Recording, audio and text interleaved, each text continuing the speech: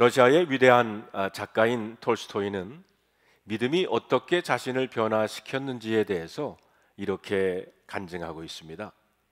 예수 그리스도의 말씀은 제게 믿음을 주었습니다. 저는 그 말씀을 믿게 되었습니다. 믿음이 생기자 저의 모든 삶이 변화되어 이전에 제가 바라던 것들을 바라지 않게 되었고, 반면에 제가 전에 결코 바라지 않았던 것을 바라게 되었습니다. 이전에 저의 눈에 악으로 보였던 것이 선으로 보였으며, 선으로 보였던 것이 악으로 보였습니다. 믿음 때문에 자신의 가치관이 바뀌어졌다는 말씀입니다. 아브라함이 처음 갈대아 우르를 떠났을 때에는 아직 믿음이 부족했습니다.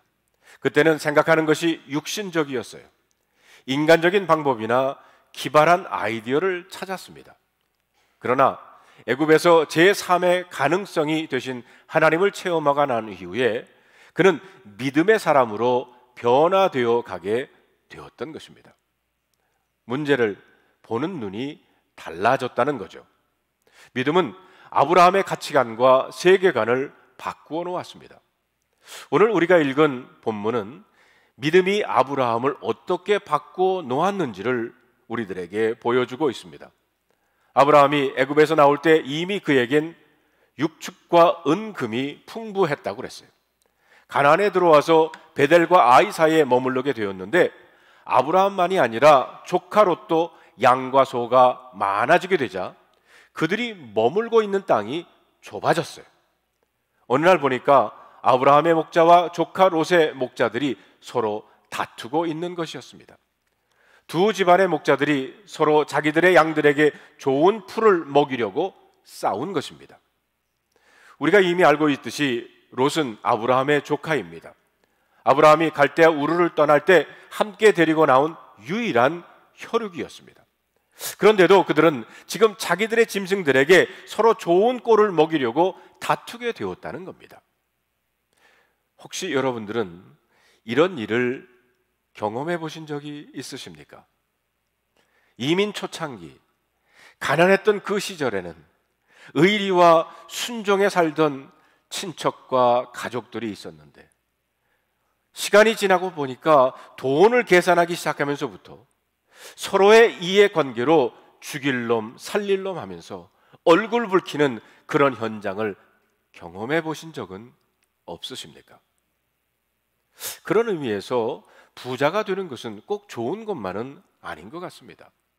가난할 때는 열심히 신앙생활 하던 사람들이 갑자기 부자가 되면서 믿음을 잃어버리게 되기도 합니다. 또 가난할 때에는 그렇게 겸손하고 착했던 사람들이 돈이 생기자 마음이 병들고 이웃과의 관계가 뒤틀리게 되기도 합니다. 우리들은 흔히 돈이 많으면 문제가 없어질 것이라고 착각을 합니다. 돈이 없어서 문제지 돈만 있으면 뭐가 문제가 될 것이 있느냐고 말합니다. 마치 돈이 해답인 것처럼 맨날 돈 하면서 살지요. 그래서 이런 말이 나오지 않았습니까? 뭐니 해도 머니가 최고다. 그러나 돈이 우리의 삶에 필요한 것은 분명한 사실이지만, 돈에 대한 욕심은 사람들의 삶을 타락시키고 형제 애를 깨트리고 돈 때문에 사람들의 마음이 병들어 간다는 겁니다. 우리는 부모의 유산 때문에 형제들끼리 피가 터지게 싸우는 모습을 종종 보아왔습니다. 아브라함 집안과 롯의 집안도 바로 이런 재산 문제 때문에 서로 다투게 됐어요. 자, 그렇다면 두 집안의 문제를 아브라함은 어떻게 해결했습니까? 사실 물질을 어떻게 보느냐 하는 것은 믿음의 중요한 시험대와도 같습니다. 본문은 마치 하나님께서 재산의 문제를 가지고 아브라함을 시험하고 있는 것처럼 보입니다. 우리는 오늘 재산 때문에 두 집안 사이에 일어난 다툼을 아브라함은 어떻게 풀어갔는지를 잘 보았으면 합니다. 첫째로 우리는 아브라함이 이 문제를 해결하기 위해 먼저 롯을 찾아갔다는 사실을 눈여겨보아야 합니다. 여러분, 8절에 있는 말씀을 우리 다 같이 한번 읽어볼까요? 아브라함이 롯에게 이르되 우리는 한 친족이라 나나 너나 내 목자나 네 목자나 서로 다투게 하지 말자. 여기에 보면 아브라함이 먼저 롯을 찾아갑니다. 사실 먼저 찾아가서 화해를 청하는 것 결코 쉬운 일은 아닙니다. 그러나 아브라함이 먼저 찾아갔어요. 여러분들은 부부싸움을 하면 누가 먼저 말을 건넵니까? 어떤 사람들은 별것 아닌 문제를 가지고 부부싸움을 하고는 누가 먼저 사과하느냐, 여기에 자존심을 겁니다. 그래서 부부싸움하고 3일 동안 말 안 하고 지냈다. 어떤 사람은 자기들은 일주일씩 서로 말 안 하고 지냈다, 이렇게 자랑스럽게 또 얘기를 해요. 우리는 늘 당신이 먼저 사과해야지 라고 말합니다. 별것 아닌 것에 자존심 싸움을 하는 겁니다. 어쩌면 우리 시대의 비극은 대화 대신 대결을 선택하고 있는 것인지도 모릅니다.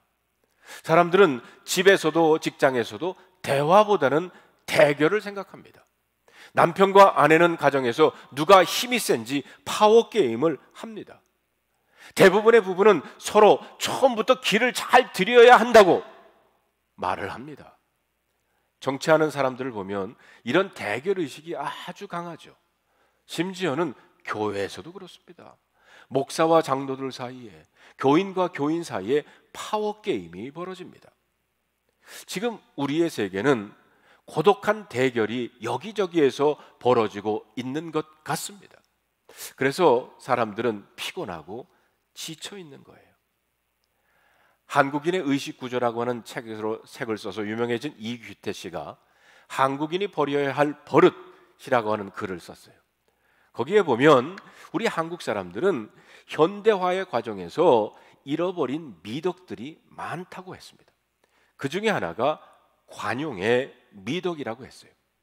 현대화되어가는 과정에서 한국인들이 이 관용의 미덕을 잃어버리고 좁은 땅덩어리에서 치열한 경쟁의식으로 살아가게 되었다는 겁니다. 경쟁에서 이겨야 하니까 다른 사람들을 용납하지 못하고 다 자기의 적으로 만들고 있다는 겁니다. 그는 이런 한국인을 가리켜서 독 속의 개와 같다라고 그랬어요. 항아리 속에 개를 집어넣으면 어떻게 됩니까? 항아리 밖으로 나오려고 필사의 탈출을 시도합니다. 막 기어 올라가요. 그런데 한 마리의 개가 올라가면 다른 개들은 그 뒷다리를 붙들고 늘어집니다. 서로 자기가 올라가려고 물고 뜯고 싸운다는 거예요. 이런 과정에서 결국에는 한 마리도 항아리 밖으로 나오지 못하게 된다는 것입니다. 이런 개들의 행동 철학을 한마디로 표현하자면 너 죽고 나 죽자입니다. 그래서 한국 사람들은 싸울 때마다 너 죽고 나 죽자 말하면서 싸워요. 한 사람이 보니까 미국 부대에서 한국 사람이 미군과 싸우는데 한국 사람이 너무 화가 나니까 그 미군을 붙잡고는 너 죽고 나 죽자라고 영어로 말을 하더래요. You die, me die, okay? 그러나 믿음의 사람들은 다릅니다. 하나님을 믿는 사람은 대결 대신에 대화를 선택합니다. 아브라함은 롯과 대결하려고 하지 않았고 대화하기를 시작했어요. 그는 이 문제를 해결하기 위해서 먼저 롯을 찾아갑니다. 사실 이것은 우리 주님께서 가르쳐 주신 겁니다. 여러분 마태복음 5장에 보면 산상수훈에서 예수님께서 이렇게 말씀을 하시죠. 예물을 제단에 드리려다가 거기서 내 형제에게 원망 들을 만한 것이 생각나거든 예물을 제단 앞에 두고 먼저 가서 형제와 화목하고 그 후에 와서 예물을 드리라, 이렇게 가르쳐 주셨어요. 먼저 가서라는 말씀이 중요합니다. 상대편이 나를 찾아올 때까지 기다리라고 말하지 않았습니다. 항복하고 돌아올 때까지 기다리고 있으라고 하지도 않았습니다. 주님은 우리가 먼저 가서 화목하기를 원하셨어요. 하나님은 이 말씀대로 먼저 사람들을 찾아오셨습니다. 죄로 인해 하나님과 원수된 사람들과 대결하고 심판하기보다는 오히려 먼저 찾아오셨습니다. 용서하기 위해 찾아오신 하나님이 바로 예수 그리스도십니다. 인간들을 용서하기 위해 먼저 하나님이 찾아왔다는 것, 그리고 우리 대신 하나님의 아들이 십자가에 죽으셨다는 것이 바로 복음입니다. 그래서 로마서 5장의 사도 바울은 이렇게 말합니다. 곧 우리가 원수 되었을 때에 그의 아들의 죽으심으로 말미암아 하나님과 화목하게 되었다고 그랬어요. 보십시오. 우리 인간들이 불순종하여 하나님과 원수 되었을 때 하나님은 우리와 대결하려고 하지 않고 일방적으로 용서를 선언하십니다. 여러분, 만약 하나님이 대결하려고 했다 그러면 누가 하나님 앞에 설 수 있겠습니까? 하나님이 먼저 인간을 저주하고 심판하셨다면 어떻게 인간이 살 수 있었겠습니까? 그런데 성경은 하나님께서 먼저 인간을 향해 화해의 손을 내밀었다고 선언하고 있습니다. 그러므로 하나님의 자녀들은 하나님의 성품을 닮아 먼저 가서 화해하는 사람들이 되어야 될 줄로 믿습니다. 하나님의 자녀라고 하는 증거가 바로 이것입니다. 그래서 예수님이 이렇게 말씀하셨어요. 화평케 하는 자는 복이 있나니 그들이 하나님의 아들이라 일컬음을 받을 것이라. 하나님의 자녀는 대결하는 자가 아니라 화해하는 자입니다. 그런데 오늘 본문에 보면 재미있는 구절이 7절에 나와요. 성경은 아브라함의 목자와 롯의 목자가 서로 다투는 장면을 소개하면서 그 땅에 가나안 사람과 브리스 사람들도 같이 있었다고 했습니다. 여러분, 7절에 있는 말씀을 다시 같이 읽어볼까요? 그러므로 아브라함의 가축의 목자와 롯의 가축의 목자가 서로 다투고 또 가나안 사람과 브리스 사람도 그 땅에 거주하였는지라. 여러분, 성경은 왜 이 말씀을 여기에 기록을 했을까요? 단순히 땅이 좁다는 말씀을 하기 위해서 기록이 되었을까요? 그럴 수도 있습니다. 그런데 저는 다른 생각을 해봤어요. 하나님을 모르는 이방인이 그 땅에 같이 있었다고 하는 것은 아브라함의 목자와 롯의 목자가 싸울 때 그들이 그들의 싸움을 지켜보았다는 겁니다. 그들은 두 집안의 목자들이 서로 싸우는 것을 보고 무슨 생각을 했겠습니까? 여러분, 성도들의 행동이 세상 사람들에게 감시당하고 있다는 사실을 아십니까? 세상 사람들은 우리들을 주목하고 있습니다. 불신자들이 예수 믿는 우리들을 보고 뭐라고 하겠습니까? 불신자들은 우리가 무엇을 말하는가를 보지 않고 우리가 어떻게 행동하는 것을 보고 있다는 겁니다. 그들은 우리가 말하는 메시지에 감동받지 않고요, 우리의 삶을 보고 있다는 겁니다. 그렇기 때문에 우리 그리스도인들은 믿음의 삶, 용서와 화해의 삶을 그들에게 보여주어야 합니다. 믿음의 DNA는 대결 대신 대화를 선택하는 것입니다. 두 번째, 우리는 믿음의 사람 아브라함이 두 집안의 문제를 풀어나갈 때 재산이나 물질보다 형제 사랑을 더 중요한 기준으로 삼고 있었다는 것을 보아야 합니다. 만약 아브라함이 자기 양떼에게 더 많은 꼴을 먹이겠다고 하는 욕심을 가지고 롯을 찾아갔다면 어떻게 됐겠습니까? 아마 이 두 사람은 심하게 싸웠을 거예요. 그런데 아브라함은 그렇게 하지를 않았습니다. 그는 재산의 문제로 접근하지 않고 형제 사랑으로 이 문제를 풀어나갔다는 거예요. 사실 아브라함에겐 애굽에서의 아픈 추억이 있었습니다. 바로 자신의 안전을 위해 아내를 누이라고 속였다가 아내를 바로 왕에게 빼앗겼던 일이었어요. 그는 아내를 바로에게 빼앗기고 그 대가로 많은 물질을 선물로 받았습니다. 자기 목숨도 안전을 보장받았어요. 그러나 여러분, 한번 생각해 보세요. 아내를 빼앗기고 물질을 얻었다는 것이 얼마나 비참한 일입니까? 아마 아브라함은 이 일을 통해서 뼈저리게 느꼈을 겁니다. 재산이 중요한 것이 아니다. 돈이 중요한 것도 아니고 사람이 중요하다. 좀 손해를 보더라도 사람을 잃어버릴 수 없다는 생각을 했을 것입니다. 그렇기 때문에 아브라함은 롯에게 이런 제안을 합니다. 우리는 한 친족이라 나나 너나 내 목자나 네 목자나 서로 다투게 하지 말자. 보십시오. 아브라함과 롯은 삼촌과 조카 사이입니다. 다시 말하면 오하나 한 가족입니다. 아브라함은 지금 이 가족 관계가 재산보다 더 중요하다고 말하고 있는 거예요. 가족이라는 관계는 돈보다 더 중요하다는 겁니다. 그래서 아브라함은 한 가족이니 서로 다투게 하지 말자라고 제안을 합니다. 그렇습니다. 돈을 손해보더라도 사람을 잃어버려서는 안 된다는 거예요. 재산보다 먼저 사람을 생각하는 것, 물질을 잃어버리더라도 사람을 건지겠다고 하는 것이 바로 기독교적인 가치관입니다. 사람의 생명은 그 어떤 것보다 소중하기 때문입니다. 드디어 9절에 보면 아브라함은 롯에게 이런 제안을 합니다. 내 앞에 온 땅이 있지 아니하냐? 나를 떠나가라. 내가 좌하면 나는 우하고 내가 우하면 나는 좌하리라. 보십시오. 아브라함은 선택의 우선권을 조카 롯에게 먼저 줍니다. 이 말은 내가 좋은 것을 택하면 내가 나쁜 쪽을 택하겠다. 나는 돈보다 내가 더 중요하다는 거예요.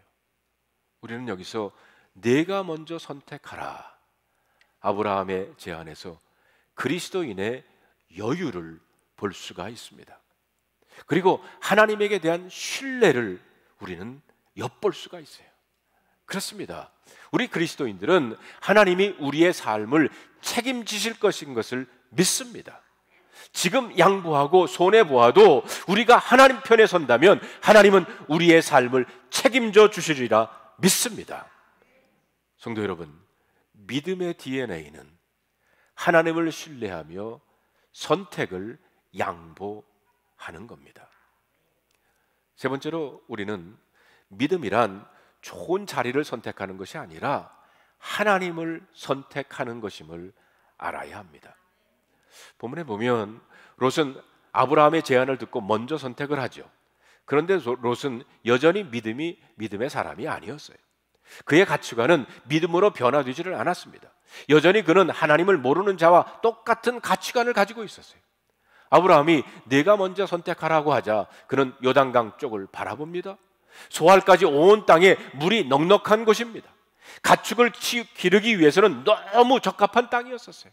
그래서 그는 주저없이 요단강 쪽을 선택을 합니다.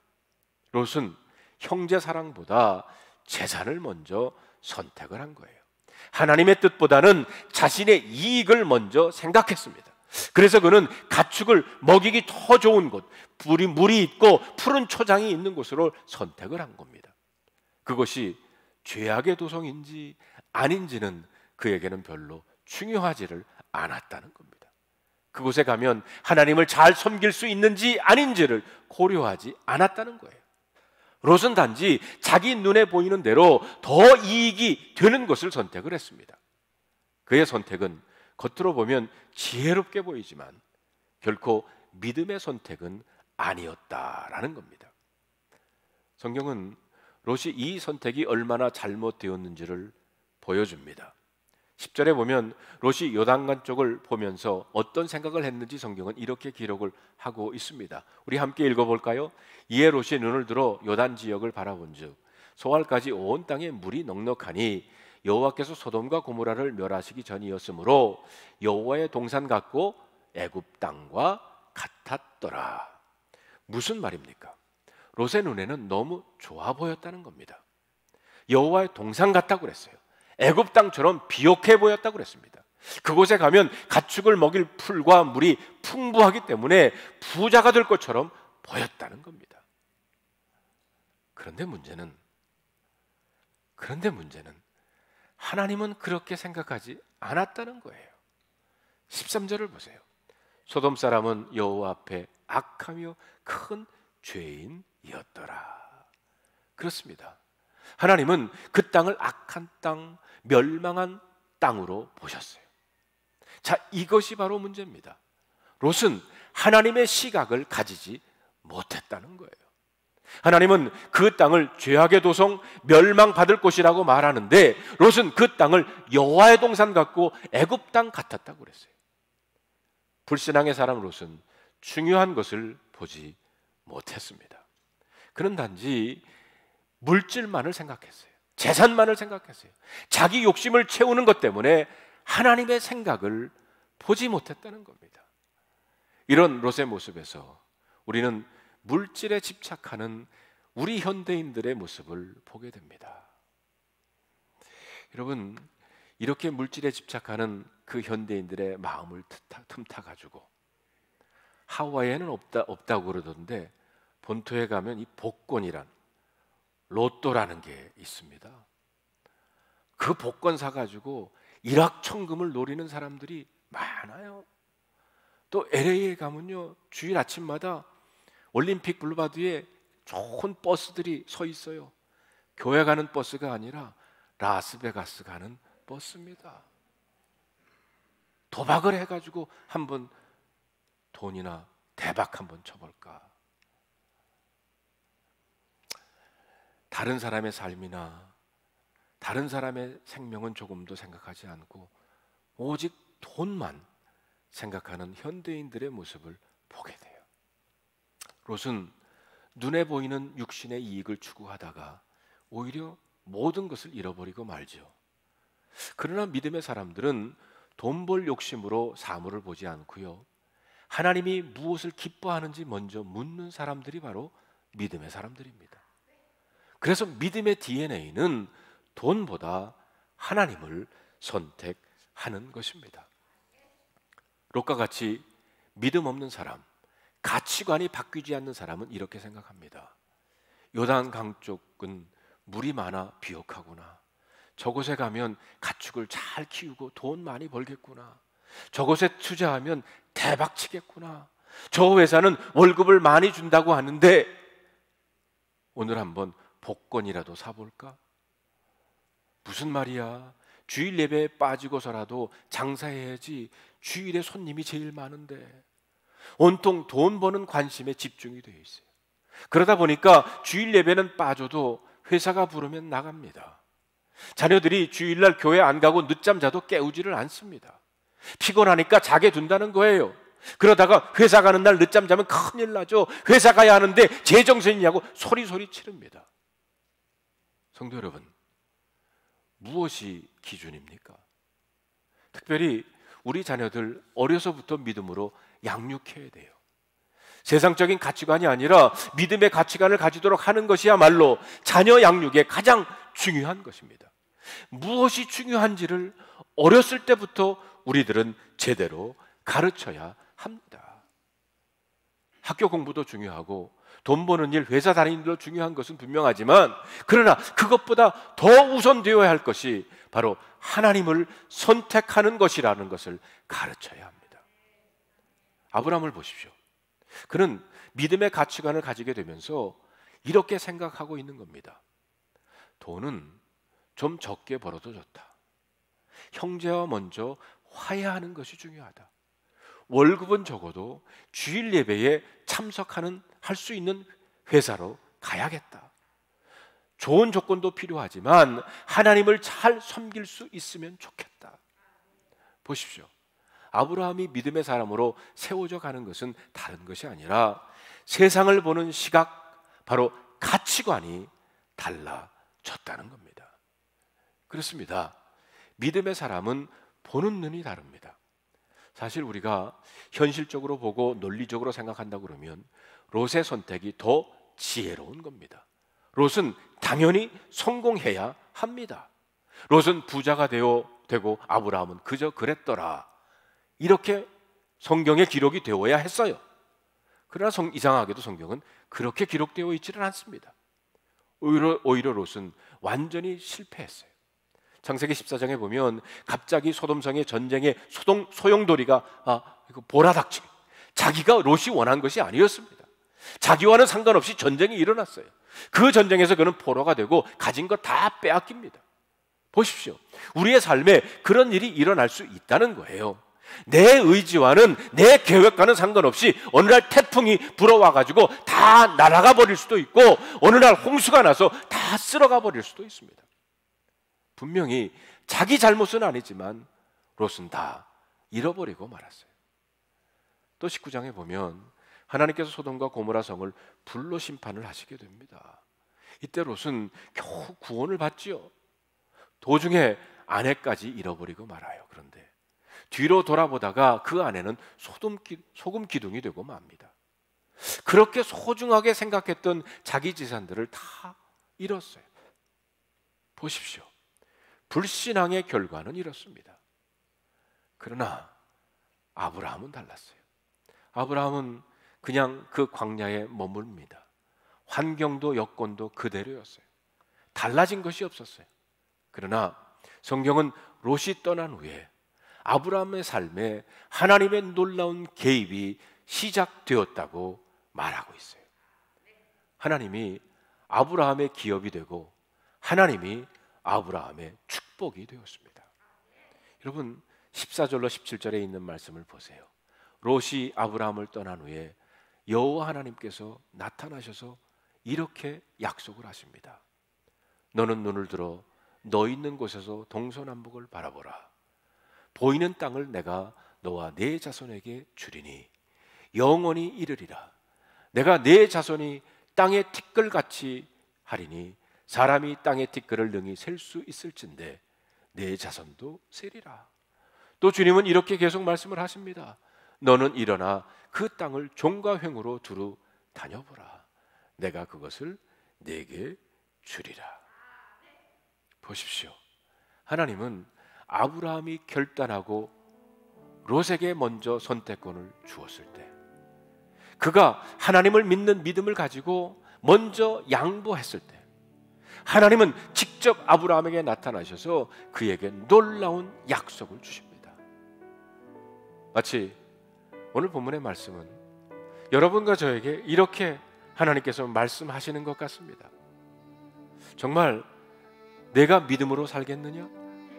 하나님을 믿기 때문에 재산보다 형제 사랑을 선택하고 하나님을 믿기 때문에 자리보다 하나님을 선택하겠느냐? 만약 그렇게 한다면 내가 너의 모든 것을 채워 주겠노라. 사랑하는 성도 여러분, 여러분들은 하나님을 믿습니까?